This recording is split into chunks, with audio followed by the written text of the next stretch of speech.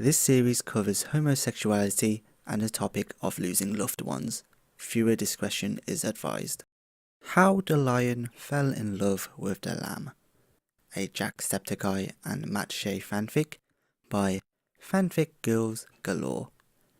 Link in the description below. Chapter 3. The Meeting. Time for me to start this. Thank you for taking me out, Jack. I had a great time. Hopefully we can go out again soon. Or maybe I could stay over? Kylie, who I'd just taken out for the night, wrapped her arms around me and gave me a long kiss. I pushed her away, and she gave an agitated sigh. I don't understand why you don't want me. This is the 5th time we've gone out and you still get mad whenever I try to kiss you. If you're just going to treat me like this, then I'm not even bothering with calling you again. Goodbye then. I slammed the door in her face and stormed over to the fridge to grab a beer. Right, I drank the last one last night. I walked towards the door and opened it again to leave when I heard someone walk up behind me. Jack, you need to stop trying to find another girlfriend. It's pretty obvious you don't exactly like girls anymore. Felix sat down on the couch and examined his fingernails before looking back up at me. How much longer are you going to keep pretending you don't like Matt? We discussed this and you already agreed with me and Marzia about it. Listen, Felix, I don't like men. I like women. I had my girlfriend for months and loved every minute I spent with her. And you know what? She knew how to get my thing up. I just need to find the right girl again. And in case I haven't made it clear, I'll make it very obvious. I'm not gay. I was furious. Felix and Marzia had brought up the idea that the reason I was having dreams about me and Matt were because I was gay for him, but I wasn't going to accept it that easy. I did at first, but that was probably because I was slightly drunk from the few beers I had earlier that night before they came over. I was fully sober now and I knew I was gay. I couldn't be. People don't change like that. Really? Then why do I keep hearing you call for Matt in your sleep every night? I've been here for 6 days now and for the past 5 nights is all I ever hear. And I know this is a bit of a personal question, but Marzia is sleeping. Or at least she was before you started yelling. But have you even been able to get it up since you first had that dream about Matt? He looked at me with what looks like a challenge in his eyes. Of course! It happens every morning! I shut the door and leaned against it. He sighed. I meant from a girl. That's none of your business. See, this is what I mean. Jack, you have to stop denying this or else it's just going to get harder on you. He looked at me hoping I would understand, but I just glared back. He sighed and changed the topic. Well, I guess you can believe what you want to, but I have something more important to tell you. Marzia is going back home tomorrow to take care of Maya and Edgar, and I'll join her if you'd like. I just wanted to let you know, and give you the option of letting me stay or go. He looked almost defeated. Why would I want you to stay or leave? You do as you please. It has no effect on me. I turned to open the door and was about to leave when he spoke again. Because I invited Matt to come over for a week and spend time with you since you're not exactly doing the best right now. I froze in place. Did he just say... Matt is coming over for a week? Next week? But... Next week was the beginning of the new year. No, he's lying, right?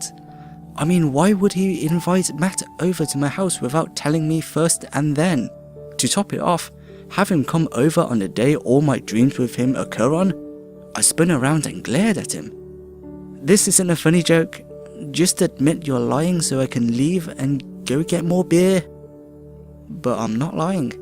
He really is coming over. He was concerned about his friend and wanted to make sure you were okay. Now my offer is still on the table. I'll stay if you like, otherwise I'm leaving. Think about it. After saying that, he turned and went to his bedroom to sleep. I walked over to the couch and sat down. This can't be happening. Why would Felix do this to me? Is he trying to make a point? God, I can't face Matt alone. Not after everything that happened in my dreams. I started shaking with frustration before throwing my car keys at the wall, then stomping to my bedroom and going to bed. When I wake up, it'll be the day I first recorded with Matt and Felix, before that first dream, and everything will be normal again, I thought to myself. I immediately snorted at the idea. Normal. My life was never going to be normal again. The next morning, I woke up to Felix knocking on my bedroom door. We're leaving now. This is your last chance for me to stay here for a few extra days. I rubbed my eyes and got up to open the door, putting on a t-shirt and sweatpants before doing so. When I opened the door, I saw Felix fully dressed with his winter coat on already, luggage in hand. I looked past him and saw Marzia waiting at the front door, ready to leave. Well, did you decide? I looked at him for a while before thinking about my answer. Yeah, I did. Go ahead and go with Marzia. I'll be fine. I went to close the door to go back to bed, but he grabbed the door before I could shut it all the way and he forced it back open. Are you sure?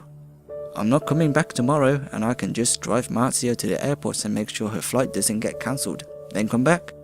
I packed extra clothes in case something like this happened. Yeah, I'm sure.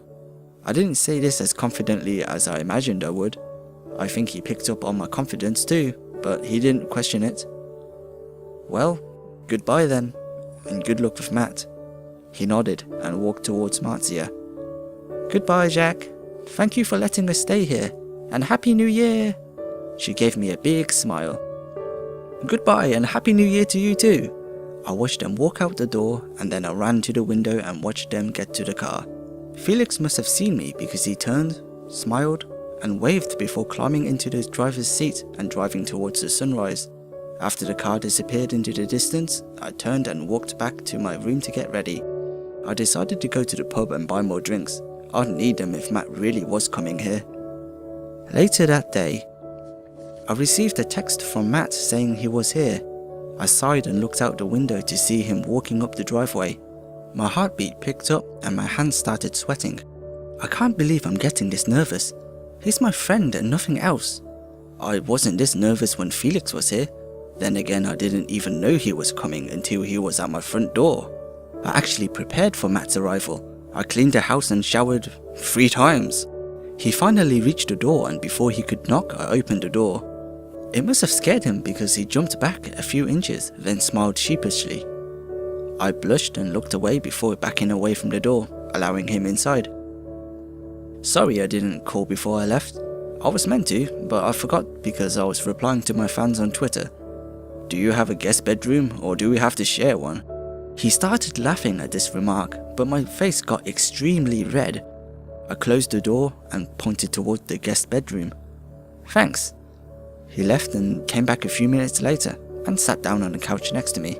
We didn't say much, just watched TV for a while before I couldn't stand the silence and offered to get him a beer. Sure, I could go for one right now. You're not the only one that's been having a rough month. I gave him a look, but he ignored it. So how long are you staying here? Felix said for a week, but that means over New Year's, and you wouldn't spend that with me instead of Ashley. I looked at him and his face looked like stone. He simply nodded and said he was staying for as long as Felix had said nothing about Ashley. I found it strange, but just figured they had a fight before he came here.